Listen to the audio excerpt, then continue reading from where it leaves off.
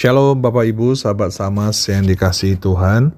Kita bersyukur bersama kita bisa kembali mendengar dan merenungkan firman Tuhan melalui renungan Samas kita di hari ini 30 Januari 2026. Mari kita berdoa mohon pimpinan Tuhan. Bapa dalam surga, kami bersyukur untuk anugerah-Mu. Kami bisa melewati malam gelap dan menerima sinar cahaya pagi hari ini untuk setiap kesempatan yang Tuhan beri dalam kami menikmati hari kami. Tuhan, terima kasih berkat firman yang akan kami renungkan bersama. Tuhan kiranya urapi dan dalam nama-Mu kami berdoa. Amin. Dalam renungan Samas kita saat ini mengambil tema pengalaman hidup diterangi dalam kegelapan. Dan ayat renungan kita diambil dari kitab Injil Yohanes 1 ayat 4-5 yang tertulis demikian. Dalam Dia ada hidup dan hidup itu adalah terang manusia. Terang itu bercahaya di dalam kegelapan dan kegelapan itu tidak menguasainya. Bapak Ibu, tema ini mengingatkan saya ketika 25 tahun lalu. Di tahun 2000 kami pernah tinggal di Bali sekitar selama 3 tahun. Waktu yang cukup lumayan untuk bisa mengikuti dan menyaksikan hampir semua kebiasaan dan budaya di Pulau Dewata ini. Salah satu budaya di Bali adalah merayakan Hari Raya Nyepi. Biasanya kalau kita berwisata ke Bali pasti sangat jarang atau tidak ingin dalam berwisata atau liburan dilalui di Hari Nyepi. Tapi sebagai warga Denpasar Bali saat itu, bagaimanapun harus melewati masa-masa merayakan libur Nyepi ini. Salah satu pantangan atau istilah Hindu Balinya adalah catur berata di hari Nyepi adalah tidak boleh menyalakan api atau amati geni dan atau menyalakan lampu di malam hari selama 24 jam. Jadi benar-benar gelap tanpa ada lampu-lampu yang bersinar di luar, di depan dan di dalam rumah, dan hanya boleh diizinkan menyalakan satu lilin bila ada anak kecil di dalam rumah. Kalau sekarang mungkin sudah bisa lebih mudah ya dengan menyalakan lampu ponsel-ponsel kita. Sungguh tidak nyaman Bapak Ibu, apalagi kalau kita tidur sudah terbiasa dengan adanya lampu dan terang.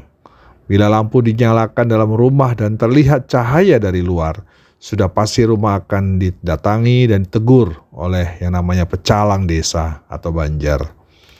Hidup dalam kegelapan, apalagi dalam suasana yang memang dibentuk dengan suasana hening, sepi, tanpa boleh adanya suara juga.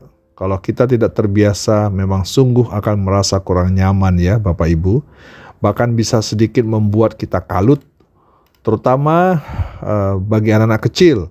Saat anak kami yang paling besar juga masih berusia 3 tahun pada masa itu, yang takut gelap dan minta selalu ada cahaya, diterangi cahaya di tengah kegelapan sepanjang malam itu.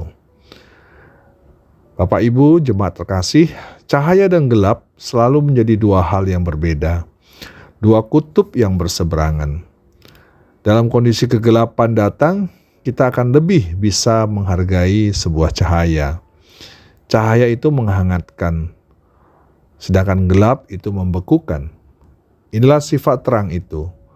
Terang itu sungguh menghangatkan, memberi pengharapan, dan melenyapkan segala kegelapan di dalam dan di luar diri manusia. Sedangkan gelap itu terasa kaku dan beku.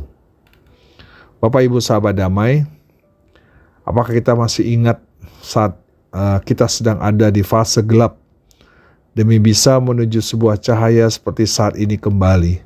Masa-masa di mana kita hidup di fase kalut dengan pandemi COVID-19 lalu. Mengisolasi diri secara mandiri atau bahkan terisolasi khusus untuk yang sudah terinfeksi virus pada masa itu. Yang membuat diri kita kaku dan merasakan kegelapan dunia yang pekat di mana kita melihat di media-media orang-orang di seluruh dunia yang terpapar dan harus berakhir hidupnya dan diperlakukan dengan tidak normal dan tidak layak.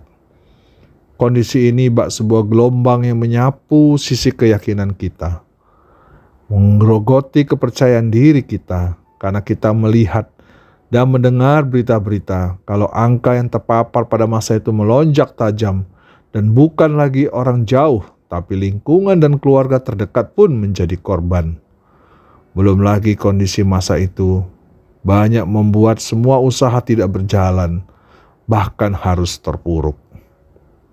Terus terang, Bapak Ibu, saya pribadi pada masa itu juga bertanya pada Tuhan dalam doa-doa pribadi saya dan keluarga, akankah kegelapan ini akan berakhir, Tuhan? Dan akankah kami bisa merasakan akhir dari kegelapan ini? Ataukah kami harus berakhir hidup di dalam masa kegelapan ini? Dan sungguh kita bersyukur, Bapak Ibu, masa-masa kegelapan pandemi ini telah berakhir saat ini. Tapi ini semua adalah bagian cerita yang memang harus kita lewati untuk bisa kembali ke cahaya terang. Ini adalah pil pahit kegelapan yang harus kita telan bersama demi bisa kembali menjalani kehidupan dengan normal. Bapak Ibu terkasih keluarga damai, kita semua pernah merasakan kegelapan dalam hidup. Kegelapan itu bisa berupa ketakutan, kesepian, dosa, atau ketidakpastian akan masa depan. Ibarat lilin kecil yang berusaha menerangi ruangan gelap, usaha kita sendiri seringkali terasa sia-sia, dan kita merasa tidak ada cahaya terang yang bisa menerangi kegelapan permasalahan yang terjadi dalam hidup kita. Namun firman Allah dengan tegas menyatakan bahwa terang Kristus jauh lebih besar daripada segala kegelapan.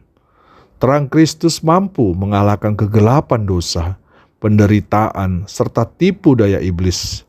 Sebagai terang dunia, Yesus memberikan hidup dan kebenaran, memastikan bahwa kegelapan tidak dapat menguasai atau memadamkan cahayanya. Ketika Yesus hadir dalam hidup kita, Ia membawa terang yang sempurna.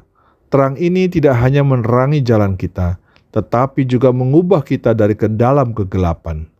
Kegelapan dosa diampuni, ketakutan dihilangkan, dan harapan baru terpancarkan ibarat matahari yang terbit. Kehadiran Kristus menghangatkan hati dan jiwa kita.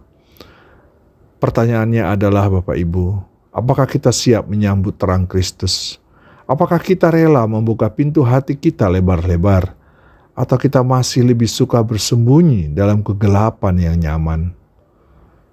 Dan setelah kita menerima terang Kristus, panggilan kita selanjutnya adalah menjaga terang Kristus tetap menyala dalam hidup kita, memelihara hubungan yang dekat dengannya sehingga kita dapat menjadi penyalur terang bagi orang lain melalui tindakan, perkataan, dan sikap kita yang mencerminkan kasih Tuhan. Kita bukanlah sumber terang, sebab hanya Kristuslah yang menjadi sumber. Tugas kita adalah menyalurkan terang Kristus pada dunia. Terang Kristus kiranya menolong kita. Terpujilah Tuhan. Mari kita berdoa. Bapa di dalam surga, kami berterima kasih untuk sapaan firman-Mu yang mengajar kami untuk selalu dan terus mengandalkan terang Kristus dalam setiap kegelapan yang kami alami. Dan biarlah kami selalu membuka pintu hati kami untuk menerima terang-Mu Tuhan dan menjadi penyalur terang bagi sesama kami. Amin.